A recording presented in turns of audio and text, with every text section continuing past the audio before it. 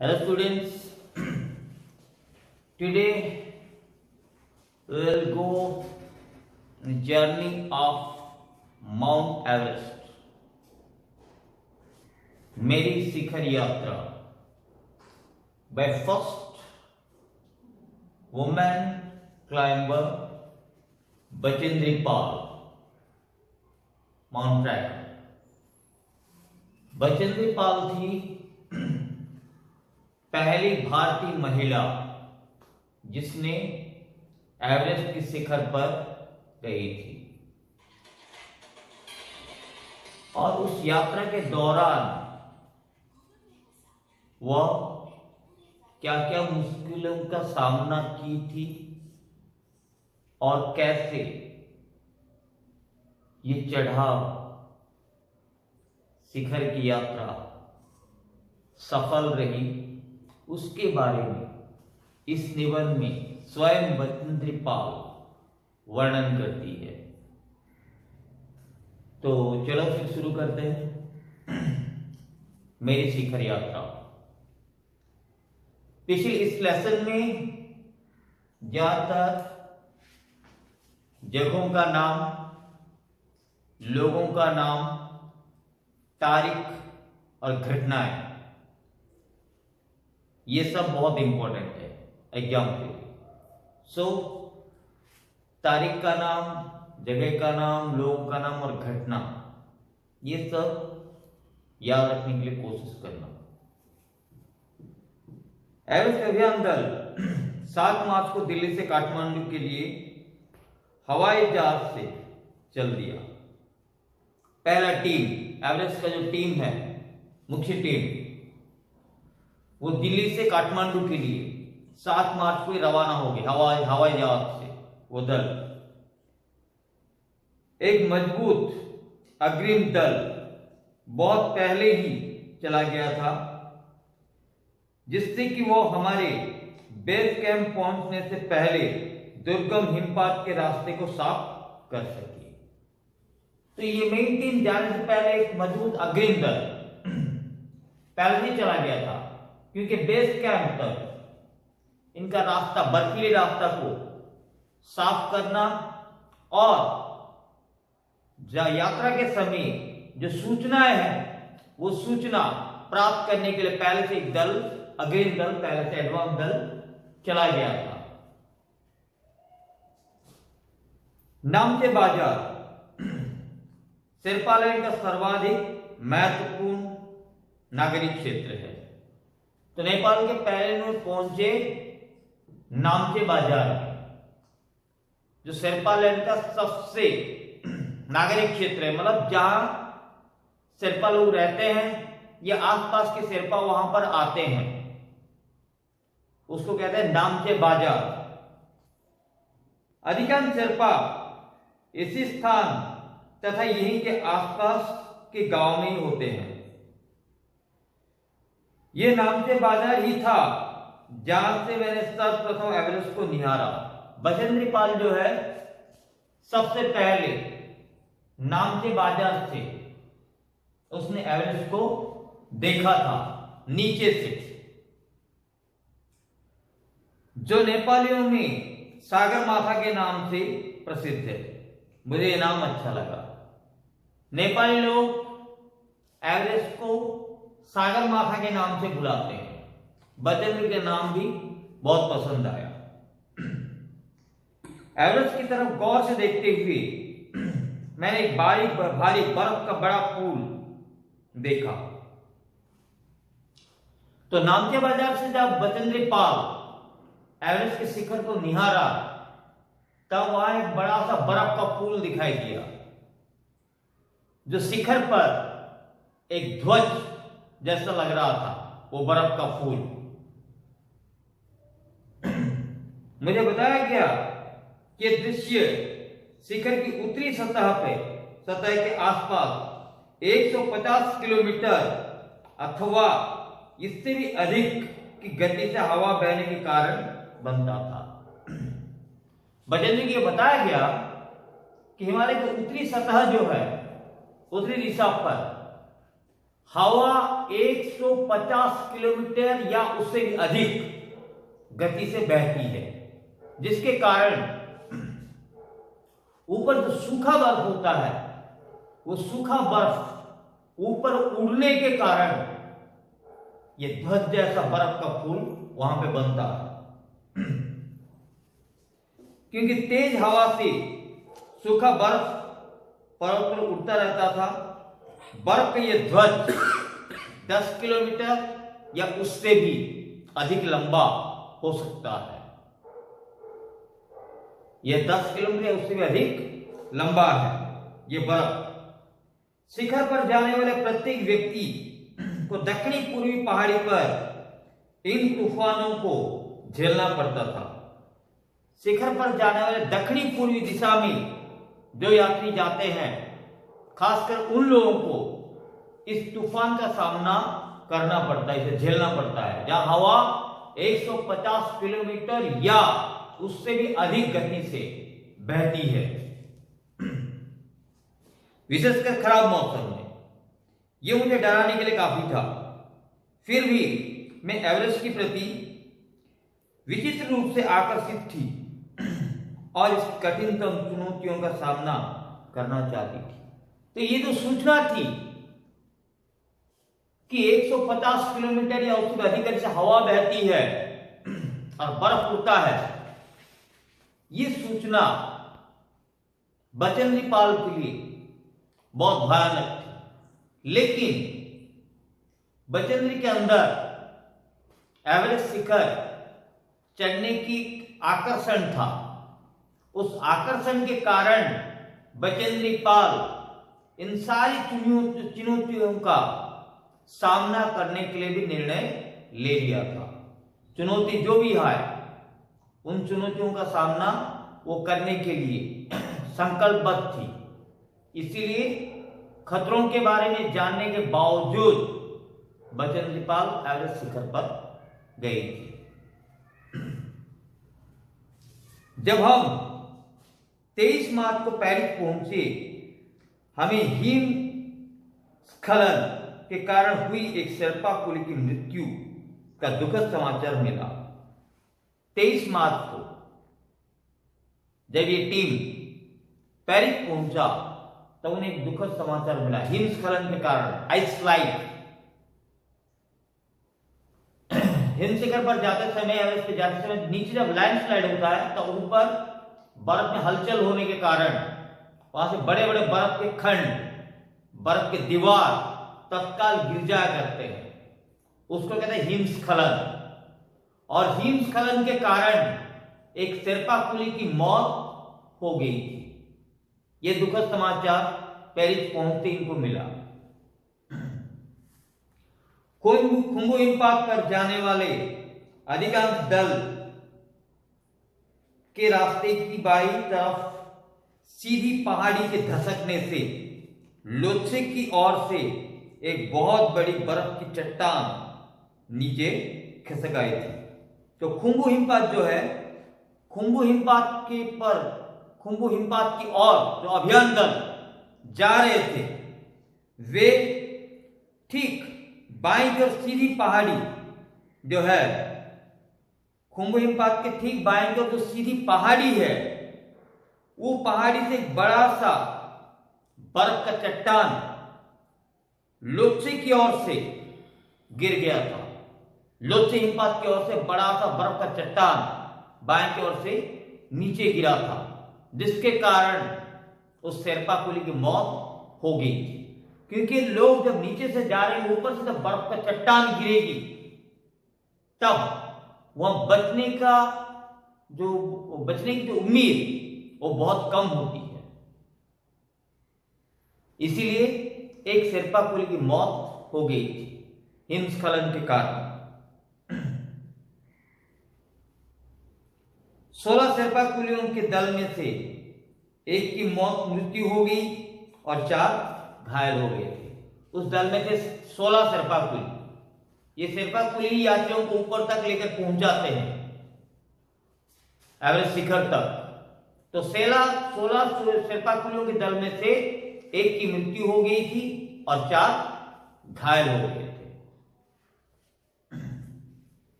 इस समाचार के कारण अभियान दल के सदस्यों के चेहरों पर छाए अवसाद को देखकर हमारे नेता कर्नल खुल्लर ने स्पष्ट किया कि एवरेस्ट जैसे महान अभियान के खतरों को और कभी कभी तो मृत्यु भी आदमी को सहज भाव से स्वीकार करनी चाहिए। मुख्य दल के नेता थे कर्नल खुल्लर। तो ये शेरपा कुली की मौत और चार के घायल होने के कारण हिमस्खलन जैसे दुखद समाचार के कारण सारे अभ्यर्थियों के मन में मायूसी छा गई थी, विषाद छा गया था, जिसका अंदाजा लगाते हुए इनके नेता कर्नल खुल्लर ये बोले कि एवरेस्ट जैसे महान अभियान पर जाते समय ये छोटी छोटी घटनाएं होती है। इन खतरों को तो कभी कभी मृत्यु को भी बड़े सहज भाव से ग्रहण कर लेना चाहिए, मतलब उसे टेक इट इजी, वरना आप एवरेस्ट यात्रा पर आपको नहीं जाना चाहिए। जब एवरेस्ट जैसी यात्रा, जैसे महान यात्रा पर आप जाते हो तो इन छोटे छोटे खतरों का सामना तो करना ही पड़ेगा। इवन तो मृत्यु को भी हमें बहुत सहज भाव से ग्रहण करना पड़ेगा, ये बताया कर्नल खुल्लर। उपनेता प्रेमचंद जो अग्रिम दल का नेतृत्व कर रहे थे, वे 26 मार्च को पेरिस लौट आए। इनके उपनेता जो पहले अग्रिम दल के साथ जो गए थे, प्रेमचंद उपनेता, वे 26 मार्च को ही पेरिस लौट कर आ गए, क्योंकि इन यात्रियों को सूचना देने के लिए। उन्होंने हमारी पहली बड़ी बाधा खुम्बु हिमपात की स्थिति से हमें अवगत कराया।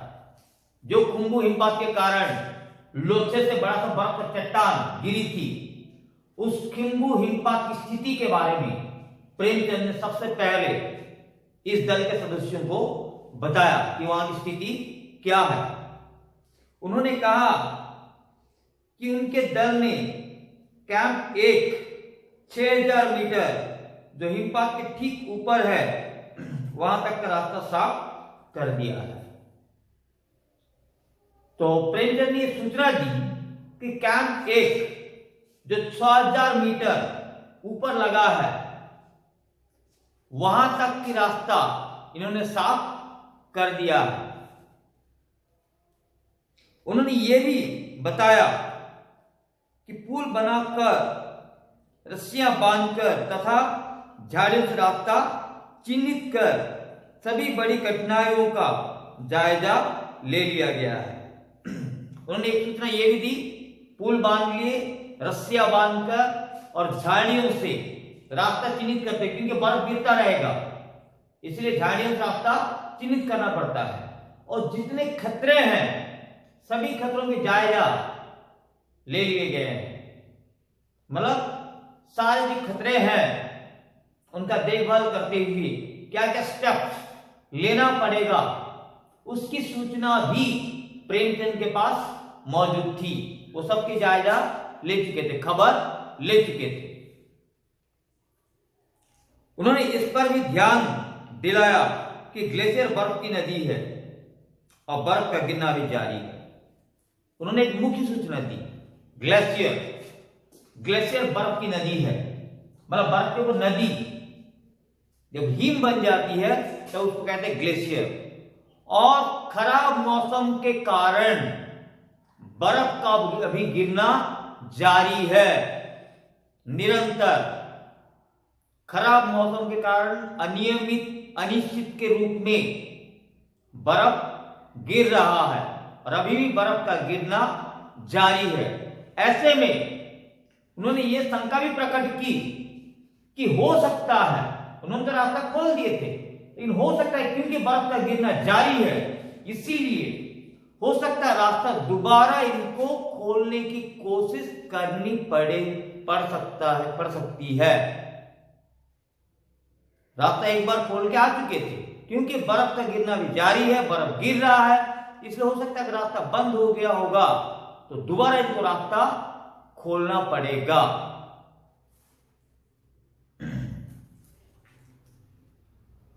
बेस कैंप में पहुंचने से पहले हमें एक और मृत्यु की खबर मिली। एक शेर्पा कोली की मौत पहले से हो चुकी थी। बेस कैंप में पहुंचने से पहले इन्हें और एक मृत्यु का दुखद समाचार इनको प्राप्त हुई, दुखद खबर इनको मिली, और वो मौत थी जलवायु अनुकूल ना होने के कारण एक रसोई सहायक की मृत्यु हो गई थी।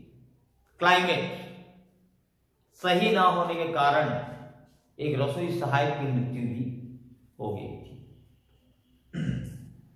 निश्चित रूप से हम आशाजनक स्थिति में नहीं चल रहे थे, तो जायज ये लोग फेवरेबल कंडीशन में बिल्कुल नहीं चल रहे थे। हालात की प्रतिकूल अवस्था में ये लोग चल रहे थे। कब, कहां, किस कारण किसकी मौत हो जाए ये अभी से कोई नहीं बता सकता है। पहले एक शेर्पा कोली की मृत्यु हुई थी, अब एक रसोई सहायक की मृत्यु भी होगी, वो भी बेस कैंप में पहुंचने से पहले, जो यहां से 6000 मीटर ऊपर है, हिमपात के ठीक ऊपर।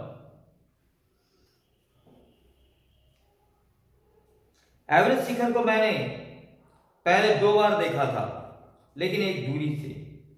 बेस कैंप पहुंचने पर दूसरे दिन मैंने एवरेस्ट पर्वत तथा उसकी अन्य श्रेणियों को देखा।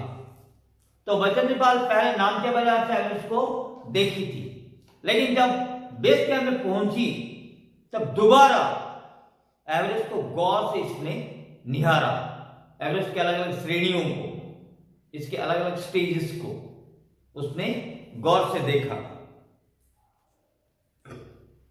मैं भौतिक की होकर रहेगी, खड़ी रहेगी, और एवरेस्ट लोत्से और लुत्से की ऊंचाइयों से घिरे बर्फीली टेढ़ी मेढ़ी नदी को निहारती रही। बचेंद्रीपाल जैसे बेस कैंप से एवरेस्ट को देखी तो वहां के नुच्चे और नुच्चे, ये दो हिमपात से घिरी हुई एवरेस्ट शिखर पर जो टेढ़ी मेढ़ी बर्फीली नदियां, सैकड़ों नदियां जो टेढ़ी मेढ़ी होकर बहती है, उन बर्फीली नदियों को देखकर ये आश्चर्यचकित रह गई थी कि हाँ, इतनी सारी नदियां, बर्फीली नदियां यहां से निकलती हैं। लुच्चे और नुच्चे के बीच ये सारी बर्फीली नदियां वहां से प्रवाहित होती है, जो अब पूरी तरह बर्फ बन चुकी थी। इन टेढ़ी मेढ़ी बर्फीली नदियों को देखकर बचेंद्रीपाल आश्चर्यचकित होकर रह गई थी। हिमपात अपने आप में एक तरह से बर्फ के खंडों का अव्यवस्थित रूप में ढंग से गिरना ही था। हमें बताया गया कि ग्लेशियर के बहने से अक्सर बर्फ में हलचल हो जाती थी, जिससे बड़े बड़े बर्फ की चट्टानें तत्काल गिर जाया करती थी और अन्य कारणों से भी अचानक प्राय खतरनाक स्थिति धारण कर लेती थी। हिमपात मतलब बर्फ के खंडों का अव्यवस्थित रूप में, अनियमित रूप में गिरना। ग्लेशियर के बहने से एक्चुअली बर्फ में दरार पैदा हो जाते हैं। दरार पैदा हो जाने के कारण तत्काल बड़े बड़े बर्फ के चट्टान ऊपर से नीचे गिर जाते हैं। इसके सिवा कभी खराब मौसम के कारण या कुछ अन्य कारणों के वजह से भी कभी कभी स्थिति बहुत भयानक रूप ले लेती थी और उसमें मृत्यु की संभावना भी निहित रहती थी। सीधे धरातल पर दरार पड़ने का विचार और इस दरार का गहरे चौड़े हिम विदर में बदल जाने का मात्र ख्याल ही बहुत डरावना था। तो धरातल पर दरार पड़ना और दरार पड़ने के कारण बड़े बड़े बर्फ के चट्टान खिसक कर नीचे गिरना, ये सारी सूचनाएं ऐसी थी कि बचेंद्र पाल इन सूचनाओं से बहुत डर चुकी थी कि नीचे दरार पड़ने के बाद बड़े बड़े ये हिंद शिखर, हिंद की खंडों में वो परिवर्तित हो जाना और बड़े बड़े बर्फ की चट्टान ऊपर से खिसक जाना, धसकते हुए नीचे आ जाना, ये सारी सूचनाएं बहुत ही डरावना थी। इससे भी ज्यादा भयानक इस बात की जानकारी थी कि हमारे संपूर्ण प्रवास के दौरान हिमपात लगभग दर्जन आरोहियों और कुलियों को प्रतिदिन छूता रहेगा। एक तो ये बर्फ की चट्टान गिरना, उससे भी ज्यादा भयानक सूचना इस बात की थी कि ये जो पूरे इनके प्रवास के दौरान हर रोज हर 12 घंटे में इन्हें 1 दर्जन आरोहियों और कुलियों को ये हिमपात लगभग छूता रहेगा। मतलब किसी भी क्षण, किसी भी पल किसी की मृत्यु हो सकती है। ये सूचना और भी डरावनी थी बचेंद्र की। दूसरे दिन नए आने वाले अपने अधिकांश सामान को हम हिमपात के आधे रास्ते तक ले गए। दूसरे दिन नए आने वाले जो दूसरे से भी सामान, लगभग जो यूज करते हैं जो सामान, वो हिमपात के आधे रास्ते तक ये लोग उठाकर ले गए थे। डॉक्टर मीनू मेहता ने हमें एल्यूमिनियम की सीढ़ियों से अस्थायी पुलों का बनाना, लट्ठों और रस्सियों का उपयोग, बर्फ की आड़ी तिरछी दीवारों पर रस्सियों को बांधना और हमारे अग्रिम दल की अभियात्रियों की कार्यों के बारे में हमें विस्तृत जानकारी दी। डॉक्टर मीनू मेहता जो इन्हें गाइड करने के लिए आई थी, वो एल्यूमिनियम की सीढ़ियां और उसकी उपयोग और अस्थायी पुलों को बनाना और रस्सी को बांधना और रस्सी को पकड़कर चलना और आड़ी तिरछी बर्फीली दीवारों पर लठ का व्यवहार करते हुए रस्सी को बांधकर ऊपर चढ़ना, इन सब के अलावा जो अग्रिम दल गए थे उन अभ्यर्थियों के सभी कार्यों के बारे में विस्तृत सूचना डॉक्टर मीनू मेहता इन अभ्यर्थियों को दे दी थी। तीसरा दिन हिमपात से कैंप 1 तक सामान ढोकर चढ़ाई का अभ्यास करने के लिए निश्चित था। तो तीसरे दिन सारे सामान ढोकर कैंप 1 तक चढ़ाई करने के लिए निश्चित हो चुका था। रीता गोंगू तथा मैं साथ साथ चढ़ रहे थे। बचेंद्र पाल और रीता गोंगू दोनों साथ साथ चढ़ रहे थे। हमारे पास एक वॉकी टॉकी था। रीता गोंगू और बचेंद्र को एक वॉकी टॉकी दिया गया था, जिससे हम अपने हर कदम की जानकारी बेस कैंप में भेज पाते। बेस कैंप से क्योंकि कैंप 1 तक जा रहे हैं 2 महिलाएं, इसलिए वॉकी टॉकी के द्वारा अपने हर कदम की सूचना नीचे बेस कैंप में भेजने के लिए वॉकी टॉकी लेकर गए थे। इनके नेता कर्नल खुल्लर तब खुश हुए जब हमने उन्हें अपने पहुंचने की सूचना दे दी।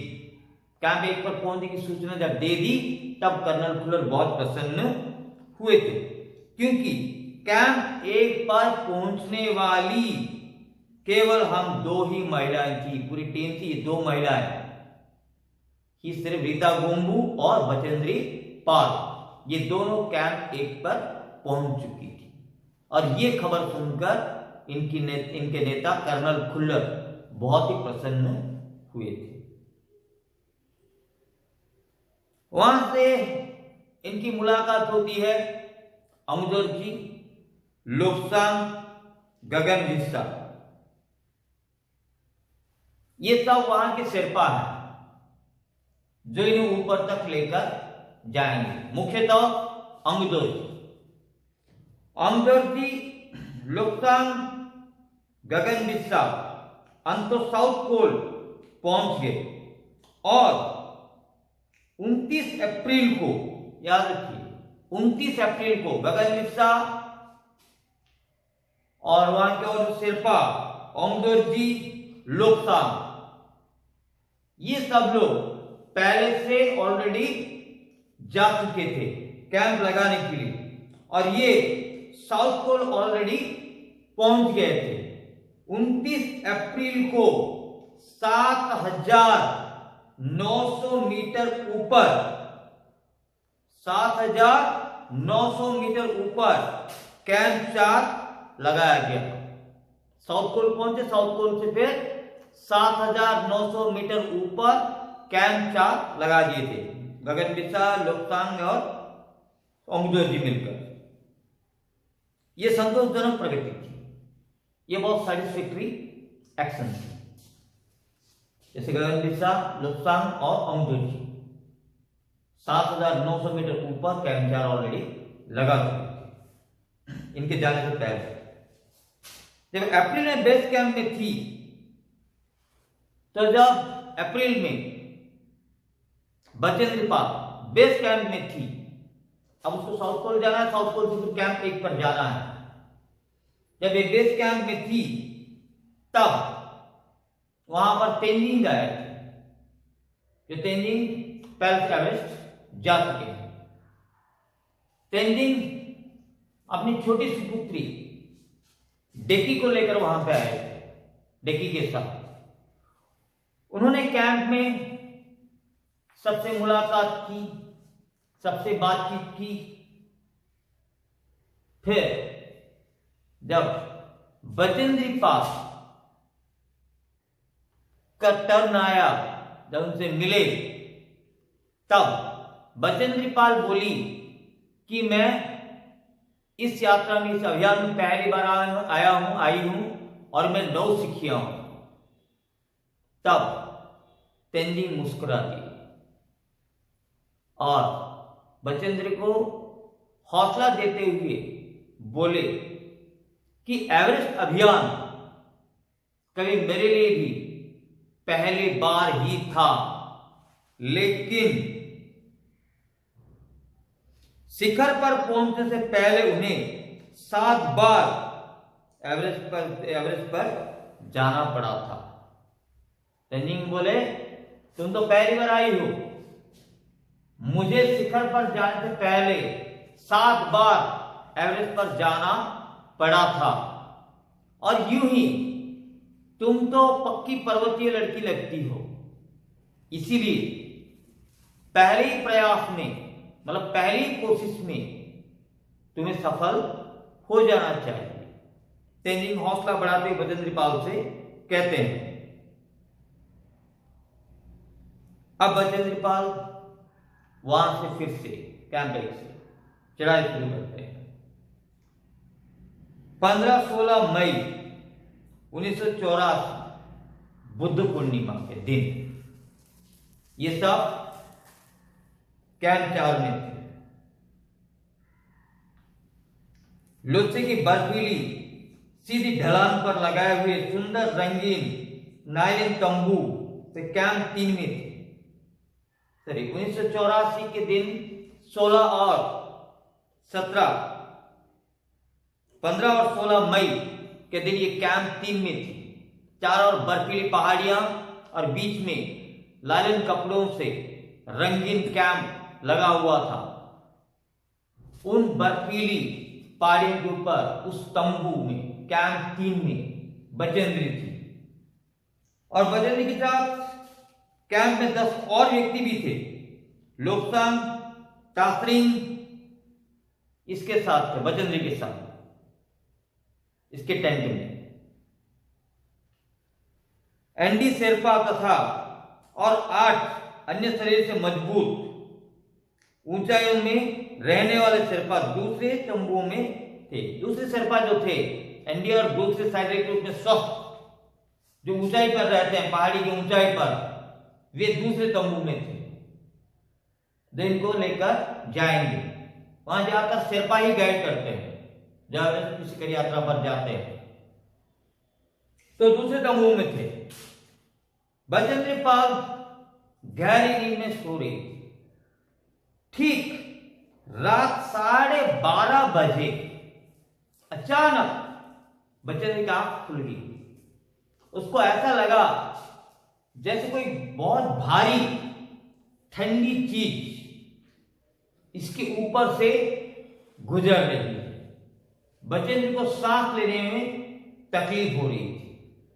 इससे पहले कि बचेंद्र को पता चले हो क्या रहा है, वो भारी ठंडी चीज उसके ऊपर से गुजर गई और बचेंद्र को सांस लेने में बहुत तकलीफ भी हो रही थी। ये क्या हो गया था? एक लंबा बर्फ का पेन। कि हो क्या रहा था? इससे पहले ही बचेंद्र को पता चले कि हो क्या रहा है, वो बड़ी भारी सी ठंडी सी चीज इसको कुचलती हुई नीचे की ओर चली गई। तो हुआ क्या था? हुआ ये था, एक लंबा बर्फ का पिन बचेंद्र कैंप के ठीक ऊपर लोचे ग्लेशियर से टूटकर नीचे आ गिरा था और नीचे आते समय बाकी बर्फ उसके साथ मिलकर वो एक बड़ा सा हिमपुंज, एक बड़ा सा बर्फ का चट्टान, बर्फ की चट्टान वो बन चुका था और वो ऊपर से गिरते हुए पूरे कैंप को नहस तहस करते हुए एक एक्सप्रेस रेलगाड़ी की तरह गर्जन के साथ नीचे की ओर चला गया। ढेर सारे लोगों को चोट आई थी, गहरी चोट भी लगी थी, लेकिन खुशी की बात यह है कि किसी की मृत्यु नहीं हुई थी। चोट बहुत लगी लेकिन किसी की मृत्यु नहीं हुई। अचानक जैसे ये बर्फ की दीवार, चट्टान पूरे कैंप को नहस तहस करते हुए नीचे की ओर चली गई, तब बचेंद्री इस बर्फ के नीचे दफन हो गई। तब तत्क्षणात लोकसान ने क्या किया? बचेंद्री को बचाने के लिए अपनी सुई की छुरी से सारे बड़े बड़े बर्फ के खंडों को काटते हुए वो सबको दूर हटाया बचेंद्री के पास से। फिर बचेंद्री को तुरंत ही बचाने की कोशिश में वे लग गए और वो सारे बर्फ के खंडों को वहां से हटाते हुए बचेंद्री को उस बर्फ की कब्र से बचाने में लोकसान सफल हो गए। अगर कुछ और देर हो जाती तो बचेंद्री की मृत्यु निश्चित थी। ये सौभाग्य की बात है कि लोकसान सारे बड़े बड़े बर्फ के खंडों को हटाकर बचेंद्री को उस बर्फ की कब्र के अंदर से बाहर निकालकर लाने में सफल हो गए थे। सुबह तक सारे सुरक्षा दल आ गए थे और 16 मार्च को प्रातः 7 बजे तक हम प्राय सभी कैंप 2 पर पहुंच गए थे। तो कैंप 3 से कैंप 2 पर रात में बर्फ का गिरना, चोट लगना, लोकसान के द्वारा बचेंद्री को बचाना, ये सारे काम हो गए। फिर सुबह सुबह जो सुरक्षा दल आकर पहुंच गए, जैसे हिंदी में होते हैं, सारे फाइट खत्म होने के बाद पुलिस आती है। ये सब कुछ होने के बाद सुरक्षा दल ऑलरेडी सुबह 7 बजे तक पहुंच गए थे और जिस शेरपा की टांग की हड्डी टूट गई थी उसे एक खुद के बनाए स्ट्रेचर पर लिटाकर नीचे लाए हमारे नेता। तो जिस शेरपा को की टांगे टूट गई थी, खुद के बनाए स्ट्रेचर पर उसको लिटाकर उसको नीचे लाया गया। तो इतनी ऊंचाई पर यह साहसिक कार्य बहुत ही महत्वपूर्ण था, प्रशंसा का योग्य था। इसलिए ये इतनी ऊंचाई पर सुरक्षा का कार्य एक जबरदस्त साहसिक कार्य था। कर्नल खुलर का ये मानना था कि इतनी ऊंचाई पर इसका कार्य बहुत ही जबरदस्त कार्य था, जो शेरपा कुलियों को बचाने के नीचे स्ट्रक्चर में, खुद के बनाए गए स्ट्रक्चर में लाया गया। सभी 9 पुरुष सदस्यों को चोट अथवा टूटी हड्डियों आदि के कारण बेस कैंप में भेजना पड़ा। 10 थे शरीर से मजबूत दूसरे लोग, उनमें से 9 पुरुष सदस्यों को चोट के कारण या टूटी हुई हड्डी के कारण इनको स्ट्रेचर पर फिर से बेस कैंप में भेजना पड़ा। तब कर्नल खुलर मेरी तरफ मुड़कर कहने लगे, तब कर्नल खुलर बचेंद्री से कहा कि क्या तुम भयभीत थी? पूछे क्या तुम डर गई थी? जी हां, ऑफ कोर्स। बर्फ के खंडों का गिरना, चोट लगना, फिर लोकसांग के द्वारा बचाए जाना, फिर इतने सारे मर्दों के हड्डियां और टांगे टूट जाना, ये सब देखकर कब किसकी मौत आ जाए, उस आशंका में बचेंद्री भी भयभीत थी। तो बोले हाँ मैं भयभीत थी। तो कर्नल खुल्लर ने पूछा वापस जाना चाहोगी? बोले बिल्कुल नहीं, भयभीत जरूर हूं लेकिन वापस जाना नहीं चाहूंगी।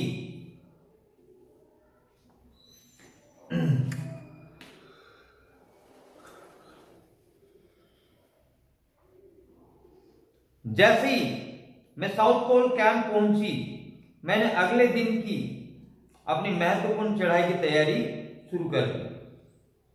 तो पहले से गगन बिस्सा, अमुदर जी ये सब साउथ पोल कैंप पहुंच चुके थे और कैंप क्या लगा चुके थे।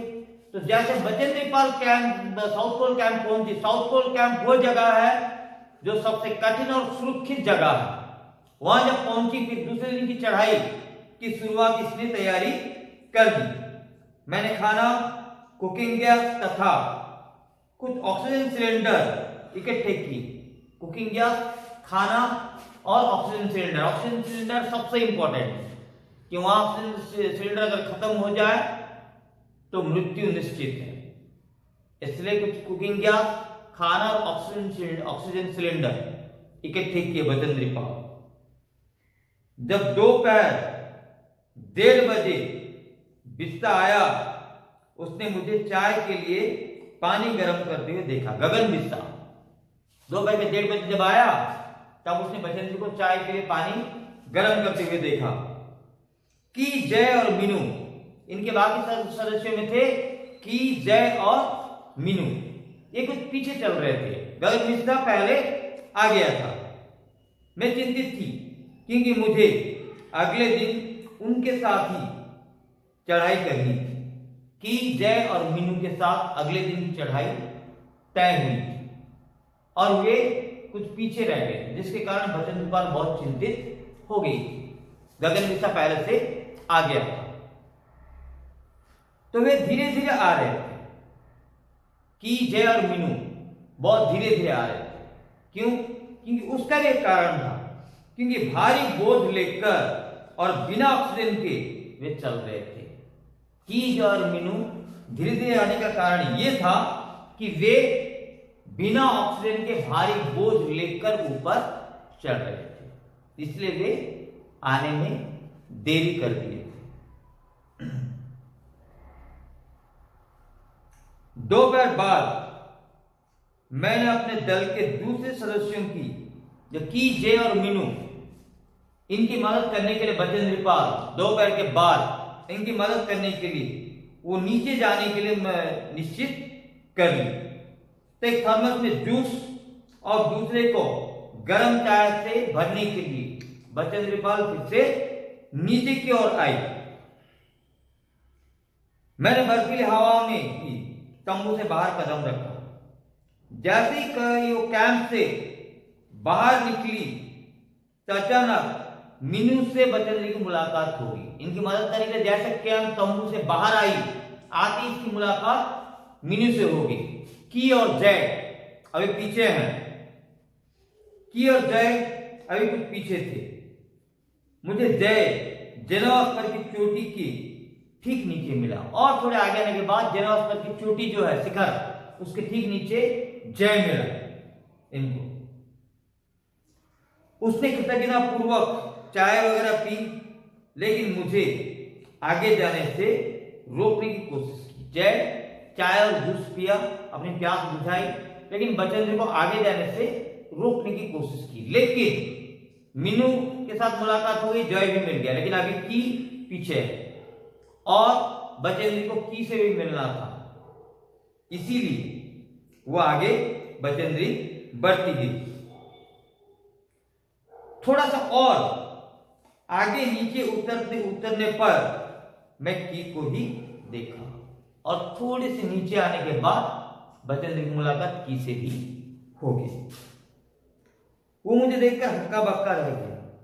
बचेंद्री को इस खतरनाक हालात में फिर से नीचे आते हुए देखकर की हक्का बक्का होकर रह गया, आश्चर्य से चकित रह गया। तुमने इतनी बड़ी जोखिम क्यों ली बचेंद्री? की ने पूछा बचेंद्री से कि तुमने इतना बड़ा रिस्क क्यों लिया।